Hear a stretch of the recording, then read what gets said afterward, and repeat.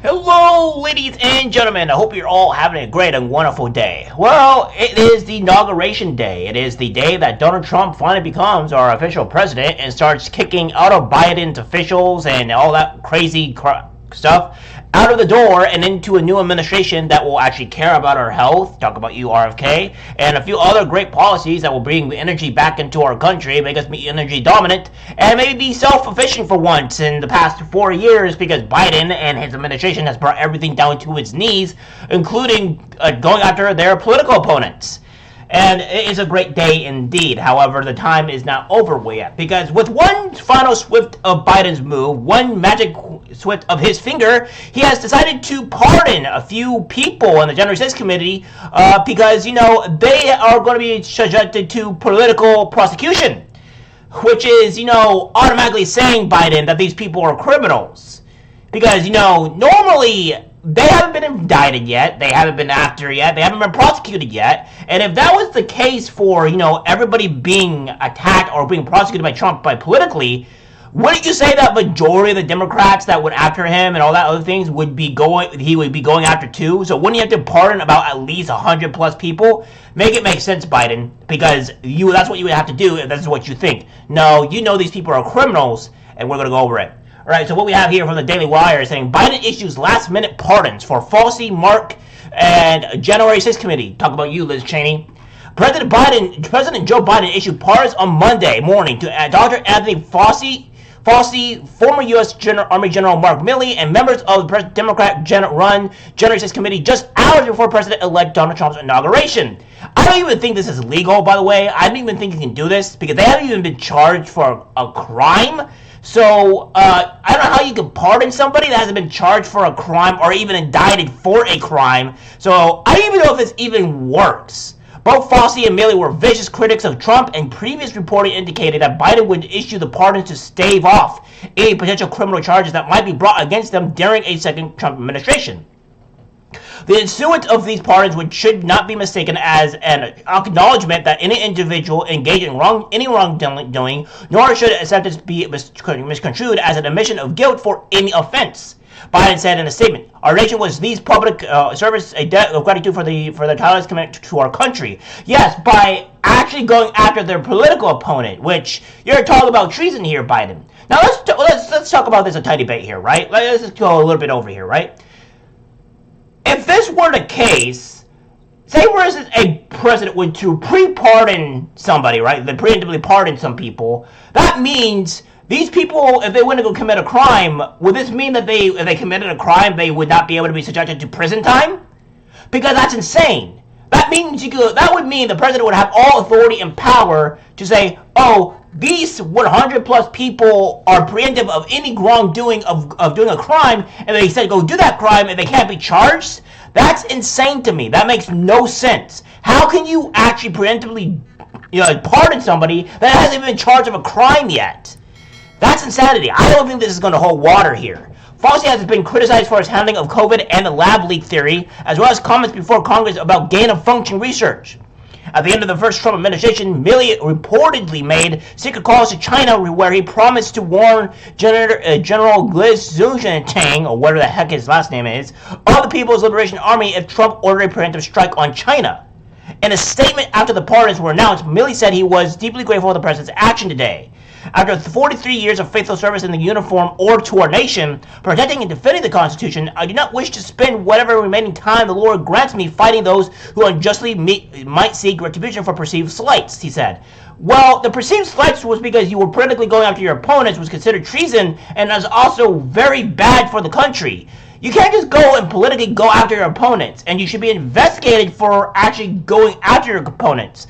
And again, as I said before, I don't think this is even remotely allowed or legal because they haven't committed a crime yet. They haven't even been charged of a crime at the very least. So, I mean, how can you preemptively prevent somebody from a crime if, it's never happened? The January 6th committee members receiving a pardon include former Representatives Liz Cheney and Adam Kinzinger, the only Republican members. Both Cheney and Kinzinger were harsh critics of Trump and voted to impeach him over the January 6th riot. Additionally, the pardon applied to U.S. Capitol and D.C. Metropolitan Police officers who testified before the selected committee. These are exceptional circumstances, and I cannot in good conscience do nothing, Biden said. So, yeah, it's really quite ridiculous that Biden is doing this type of thing. And what's been going on. I mean, even here we have Fauci was untruthful to Congress about Wuhan lab research. New documents appear to show. So yeah, I mean, it seems like he was lying, and it seems Fauci was always lying, and he made us take a jab that we probably should have never taken in the first place until actually more research and stuff is done. It's also very concerning when you have a actual pharmaceutical company cannot be sued or what have you with any type of criminal mischief if something bad happens. So, I mean, there's a lot of things that you have to start thinking here. Okay, why are they prevented from being sued like this and stuff like that? So, I mean, come on. It's really interesting. And then, of course, we have President Biden saying this. Our nation relies on dedicated, selfless public servants every day.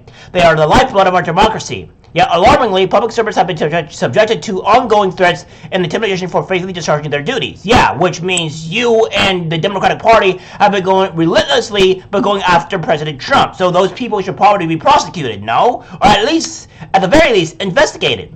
In certain cases, some have even been threatened with criminal prosecutions, including General Mark A. Milley. They haven't, though. Honestly, they have, or they may be under investigation potentially, but including General Mark A. Milley, Dr. Anthony Fauci, and the members and staff of the Select Committee to investigate the January 6th attack on the United States Capitol. These public servants have served our nation with honor and distinction and do not deserve to be the target of unjustified and politically motivated prosecutions. But they politically went after Trump for political gains. What do you mean? You're contradicting yourself here, Biden. I don't know what is up with this. General Milley served our nation to more than 40 years, serving in the multiple command and leadership posts and deploying to some of the most dangerous parts of the world to protect and defend democracy, which she was also the one that was to destroy democracy. As chairman of the Joint Chiefs of Staff, he guided our armed forces through complex global security threats and strengthened our existing alliances while forging new ones. For more than a half-century, Dr. Fauci served our country. He saved countless lives by managing the government's response to pressing health crises, including HIV, AIDS, as well as Ebola and Zika viruses. During his tenure as chief medical advisor, he helped the country tackle a once-in-a-century pandemic. The United States is safer and healthier because of him.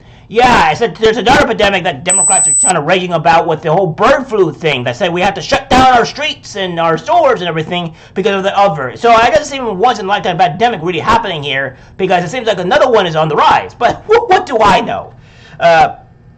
On January 6, 2021, American democracy was tested when a mob of insurrectionists attacked the Capitol in an attempt to overturn a fair and free election by force and violence. In light of the significance of that day, Congress established a bipartisan select committee to investigate the January 6 attack on the United States Capitol, to investigate and report upon the facts, circumstances, and cause of the insurrection. The problem is some of those people were arrested and put in jail and in solitary confinement for actually just not doing anything at all. So there's a huge problem on where the FBI went directed there, but what do I know, right? The Select Committee fulfilled this mission with integrity and a commitment to discovering the truth. No, they didn't. Rather than accept accountability, those who perpetrated the January 6th attack have taken every opportunity to undermine and intimidate those who participated in the Select Committee and attempt to rewrite history, erase the stand of January 6th for partisan gain, and seek revenge, including by threatening criminal prosecutions. The thing is that we're waging war against people that were politically going after their opponents and jailing people that did not need to be jailed in the first place. I believe in the rule of law, and I am optimistic that the strength of our legal institutions will ultimately prevail over politics. But these are exceptional circumstances, and I cannot in good conscience do nothing. Baseless and politically motivated investigations wreak havoc on the lives, safety, and financial security of targeted individuals and their families, which is what you've done. Even when individuals have done nothing wrong and in fact have done the right thing and will ultimately be exonerated, the mere fact of being investigated or prosecuted and irreparably damaged reputations and finances, which I still don't think you have the power to do, but I digress. That is why I'm exercising my authority under the Constitution to pardon Mark A. Milley, Dr. Anthony Fauci, and the members of Congress and staff who served on the Select Committee and the U.S. Capitol and D.C. Metropolitan Police officers who testified before the Select Committee. The influence of these parties should not be mistaken as an acknowledgement that any individual engaged in any wrongdoing, nor should a sentence be misconstrued as an admission of guilt for any offense. Our nation owes these focus servers a debt of gratitude for their tireless commitment to our country. So again, what you're saying, what happened to no one is above the law? We know they're traitors, just like you and your family are. Thanks for confirming that. Don't think this lets them avoid accountability. Thanks for listening to the guilty traitors list. I mean, they're getting roasted. Of course, these are more of the conservative base, so obviously you're going to get this, right? And then we have Ron Paul saying this: if there was ever any doubt as to who bears responsibility for the COVID pandemic, Biden's pardon of Fauci forever seals the deal. As chairman of the Senate Homeland Security and Government Affairs Committee, I will not rest until the entire truth of the cover-up is exposed. Fauci's pardon will only serve as an accelerant to pierce the veil of deception. Ignominious. Anthony Fauci will go down in history as the first government scientist to preemptively pardon for a crime. And then the Benedict Ungar Sargon says, let's be clear about what a preemptive pardon means. It means that for the Democrats, there is no crime imaginable that a high-ranking Democrat or someone serving their agenda could commit that they consider worthy of prosecution or even investigation. What a thing to admit.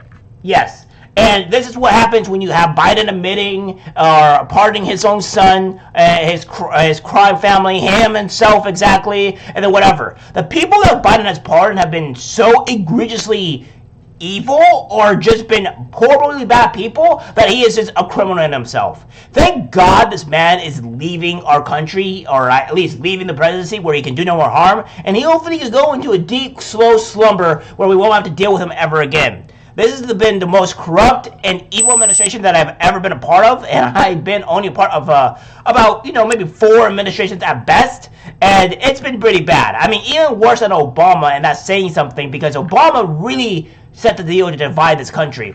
It's really crazy on what was going on here. It's insane, but what can we do, right? All right, guys, that's it for the video. Let's guys share. As always, take care, my friends. I'm disgusted by what I see in public. Even people closest to us can't be trusted, because it's algorithmic disease, the social media.